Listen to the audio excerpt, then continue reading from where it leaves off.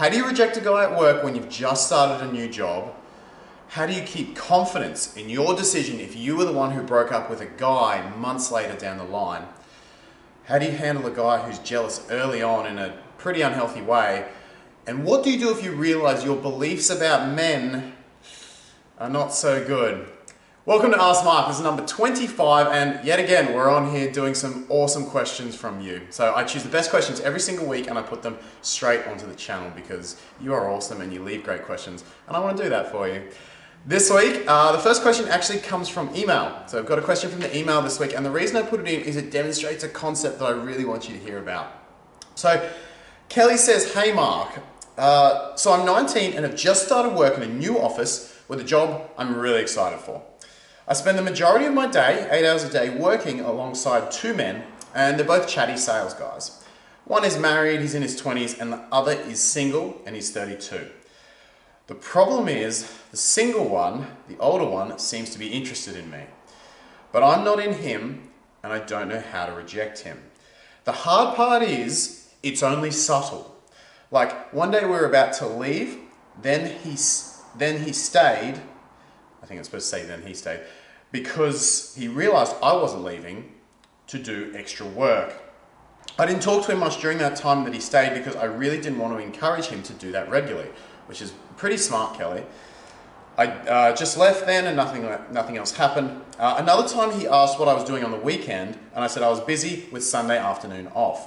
And then he said he had Sunday afternoon off too. Then it just kind of lingered, like he was waiting for me to suggest we do something. I just said cool, and he went away and did something else. The thing is," Kelly asks, "how do I reject him and make sure I keep things professional and not make my new workplace awkward?" Great question, great question. I really want to do well in this job. I asked a friend and she said I should nip it in the bud immediately and have a serious chat to him or the boss. But she's been burned in a workplace in the past by being with a married man who said he'd leave his wife for her and never did. Hence, I'm not sure if that's the best idea. Can you help? Kelly. Okay, this is a great question. I love this question because it demonstrates a concept that we haven't talked about on this channel yet. That is the balance between social harmony and boundaries. This is a constant balance that you've got to think about anytime you go to reject a man. Now, let me give you an example. If you favor social harmony rather than boundaries, in this situation, let's say the guy comes on strong, he says, "Hey, I really want us to hang out on Sunday." And you kind of say, we'll see what happens. You're much more leaning towards social harmony and not making someone unhappy than you are putting your own boundaries in place. Let's say that the opposite happened. Let's say you're in a club and a guy comes over to you and he says, "Hey, you're gorgeous, I really wanted to meet you." And you're like, "Piss off, douchebag." Whew. Imagine if you did that. Imagine if you walked up to a guy and you said, "Look, I wouldn't usually do this, but I saw you over here. I just wanted to introduce myself," say in a club or a bar. And he says, "What? Get out of here, woman. Like, what are you doing, you bitch?" You'd be like, "Oh," right? Because the rejection, the boundaries, was so out of calibration to your approach. There was no consideration whatsoever for social harmony. Now, in a club or bar type situation, that sucks, but it's not the end of the world, If you reject a guy really harshly who comes over with a nice approach, he ends up feeling shit about himself and it's not very nice, but there's no real loss for you. There's nothing that continues to kind of haunt you later on from that. In a work environment, it's a little different. Social harmony has to be considered. Kelly, you work with these guys 8 hours a day, 5 days a week. These are your two main guys. I can tell you right now, if you jump to do what your friend has suggested you do, which is like put in a complaint, nip it in the bud, get really firm with this guy immediately, you're putting your rejection out of calibration with the social harmony factor. And that's going to lead to people being pissed off and awkward. So anytime that the rejection is way out of calibration, pissed off, awkwardness, anytime the social harmony is way out of calibration with the rejection, people don't get the message. At work in particular, that's the environment where you want to find the balance. This guy realistically has been very subtle so far. Okay, he's been subtle in that all he's really done is he stuck around when you were there. It sounds like you even left before him. And he kind of he did a very light hint at you guys hanging out on Sunday, but didn't even ask really. He kind of was seeing if you'd fill in the gaps, and then you didn't. And he got his rejection. And by the sounds of it, he kind of got the message and he hasn't pushed it. His approaches right now are very, very subtle. And you can be subtle with your rejections. That's how you maintain social harmony. You've said no. You've said no in a way that's calibrated to his approach on you. If you went and instantly went to the manager and put in a complaint about this guy, yes, your boundaries would be in place, but you'd destroy your social harmony at work. If he was more forward, hey, I really want to take you out, you could say, no, I'm not looking for anything right now. I just want to be very professional at work, but thank you for the invite. More forward approach, more firm, clear boundaries. As long as it's subtle, you've calibrated to him so far, Kelly, so just make sure you keep doing that. The reason your friend, by the way, told you to go bush with rejection is because her boundaries have been so weak in the past. So she fell for the words of a married guy, and he was telling her all the right things, and then she got hurt as a result, and her boundaries were very weak. So her reaction is to go, whoom, I've got to get rock solid boundaries because men will burn you. No, you don't need to do that, not straight away. Keep your rejections calibrated to the approach. The more subtle the approach, the more subtle the rejection, the more forward the approach, the clearer the rejection. Great concept, and I hope that answers your question, Kelly. Second question is from Miyu, Miyu S60. And Miyu says, hi Mark, this is my first question. I really hope you can answer it for me. What if I'm the one pulling all the plugs? I'm 35, by the way. It is so hard to recover from being in that position, having to make a decision to end something, believing he is not the right guy to be the father of my children. How to recover from this as I struggle with coping emotionally. Even though I stand behind my decisions, there is always that bit of doubt, and it's scary. Thanks, hon, just recently subscribed. Miyu, great to have you on the channel, and thank you for subscribing. This is a tough position, but Miyu, you have my total and utter respect. Because what you've done here is something that most people are not brave enough to do. You've walked away from something, you've ended a relationship, scary as shit, no backup plan, no guys on the side, still have feelings for him, because you knew the compatibility wasn't there. That takes a lot of guts. That takes a lot of guts. You've obviously had a lot of thoughts thinking about this, and you've realized the factors that are behind you guys being incompatible. This is a good message to all of you out there, is make sure you don't end a relationship in a trigger happy way. Make sure you don't leave a stone unturned. Make sure you explore the options and the reasons in your head that you're doing it. Because what you don't want is to come out 6 months later and be thinking, okay, I cut it too early, I regret my decision. Go to a psychologist with him, or even on your own. Read a couple of books to just make sure of your decision and really get firm and solid. Write down the reasons behind it. But what you'll notice that happens, even if you do all of that, is a few months after, again, your brain will start to forget all the negatives. All the incompatibilities that were there just start to go off into distant memory.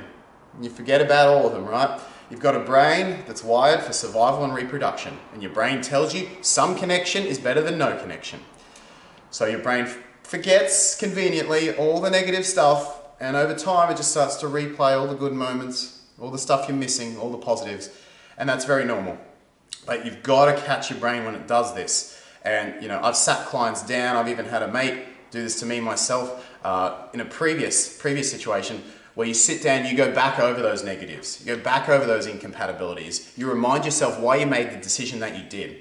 And often this isn't something you can just do once, you've got to refresh it every month. It's like going to the gym. You've got to keep going, or you kind of lose the exercise, you lose the habit. Take those things, those incompatibilities, the worst moments, bring back the emotional pain of those and why you made that decision, and even go so far as to project those years forward in your relationship. So go, okay, he was a terrible communicator. And this is something I do with clients. He was a terrible communicator. He didn't work on himself. How does this look 5 years from now? Okay, I'm waking up every morning, father of my child, he doesn't talk to me. I feel totally unloved, angry. I don't feel fulfilled in this relationship at all. He never works on himself. He never comes to to do anything with me in terms of couple help. He never sits down with me and works on the relationship. I just feel unloved and unhappy every single day. And now I've reached an age where I can't change my decision. Get that emotional feeling into your body, into your nervous system. And then you can come back 5 years to today's date and realize, okay, that future hasn't happened yet. You were brave enough to avoid it. So you need to refresh those incompatibilities and the reasons that you broke up with him. And if you're out there and you're considering this and you haven't broken up yet, get really solid with your reasons, because the more solid you are, the less you're going to look back on that decision later on and wonder if you pulled the plug too early. Really good question, Miyu. Third question is from Dinah. And Dinah says, "Hi Mark, I'm Dinah. I have been dating this guy for 2 months and I'm quite worried about the way he is so jealous, because it really scares me. I tried talking to him, but he always accuses me of cheating. Holy shit. And all sorts of things. Is it normal for a guy to be too jealous that he doesn't want his girlfriend to have any sort of friends, guy or girl?" No, it's not, Dinah. There are so many red flags here. It's totally unhealthy. Download the guide to male dating personalities. I'll put the link in the description. This has red flags, asshole, controlling guy written all over it. Get away from this. You've tried to sit down, you've tried to communicate, you're still early, but this is that point. This is that point where boundaries start to slide, and this is the point where 2 years from now, if you don't put them in now, you end up in an abusive, controlling relationship. Get out. Last question is from Nat. Nat says, "Gosh, how I missed your videos." Thank you, Nat. This video is so helpful on so many levels. To your point, it feels so key to invest as much or as little in the guy investing in us, thereby showing ourselves respect.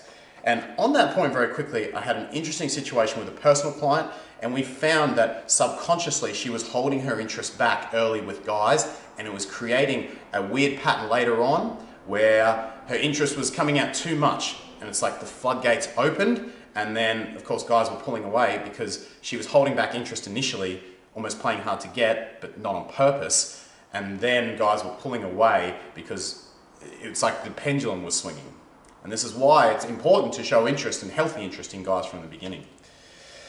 Nat says, "Well put, and it hits home." Also, number 7, ouch.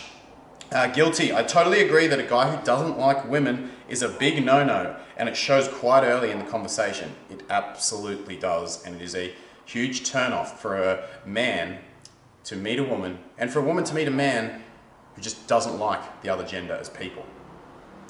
Nat says, "However, I'm guilty here too, and that's where I need to take responsibility." Awesome stuff, Nat.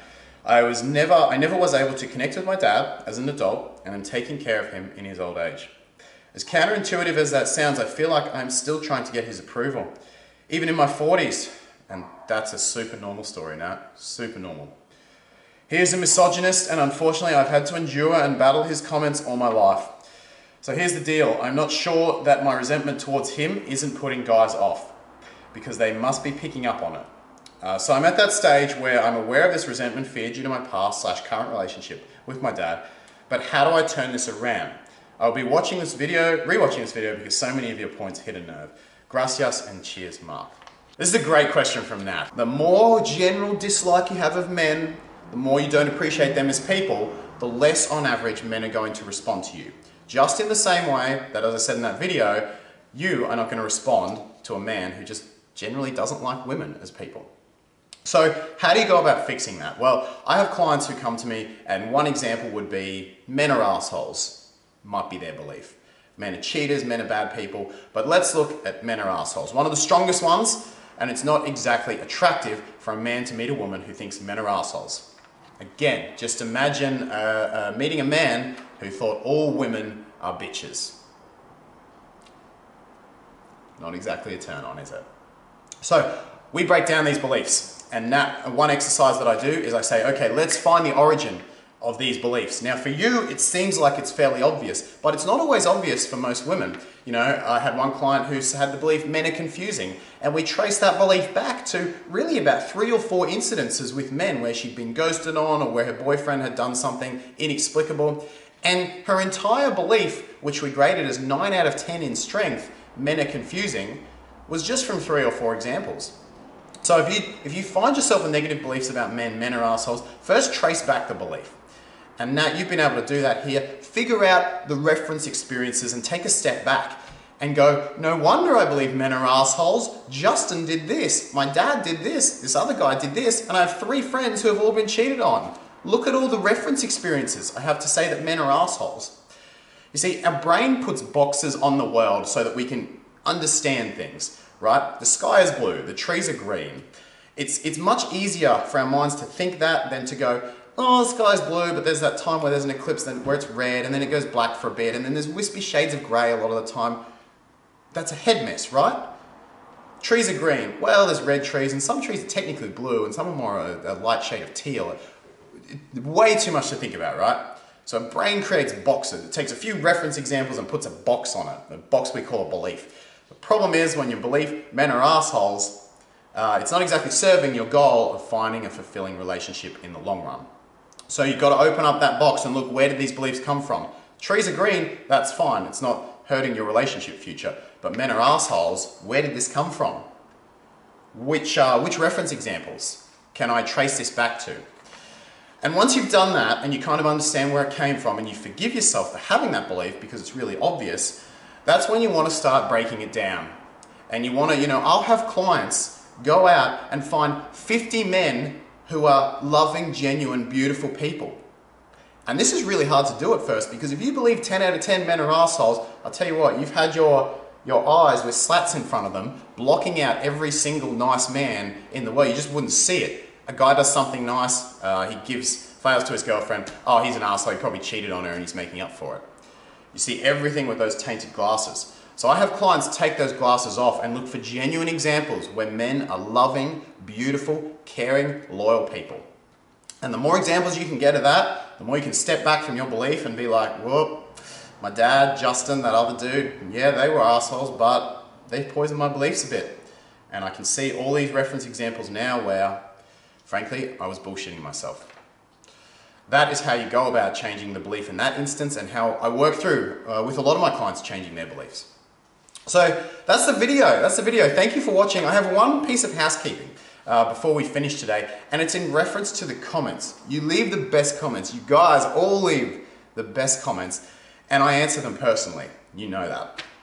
As time goes on, very sadly, there will come a day, and it's not going to be yet, but I suspect in the next couple of months, where I can't personally answer all of them myself. And I will, don't get me wrong, I will always be here on the channel. I will 100%. One thing I love about this channel is how personal it is, and it will always, always have that feel. You have my promise with that. So what I'm thinking of doing for you is creating a second channel called Make Him Yours Master Coach. On that channel, the only thing you're going to see is a couple of bio videos. Now there's 1 or 2 people I have in mind, very, very good. I work with them quite a lot, and they're not me, but they still give damn good advice. And so over time, what I'm thinking is that I'm going to create that channel, and they're going to be able to leave comments as well and respond to your comments as well, and you'll know who they are because you can go on that channel, have a quick look at their bio, you'll know their background, and you'll know who's responding to your comment. So that's the way that I'm thinking. I'm going to bring people in eventually to help me, and that way you'll know that when it's my account, you'll always be getting a message from me. Because the last thing I want is other people on my account, it's very inauthentic, responding to you. I always want the responses on the account to come from me personally, and that way we keep that personal feel. But what do you think of a Make Him Yours Master Coaches channel where I get some additional really good people in to help support me so that all your comments get answered? Let me know your thoughts on that, and let me know your thoughts on all the content from this video as well. We're 25 ask marks in, very exciting, just getting warmed up here, but if it wasn't for your questions, there'd be no ask mark. So make sure you keep leaving them, pop them in the, obviously, comment section below, give the video a thumbs up, and don't forget to subscribe as always. You guys have been sharing the channel around, and I really appreciate that, so keep doing that. Show your friends, hit the little bell so you get more videos in the future, and I look forward to seeing you in the next video very soon.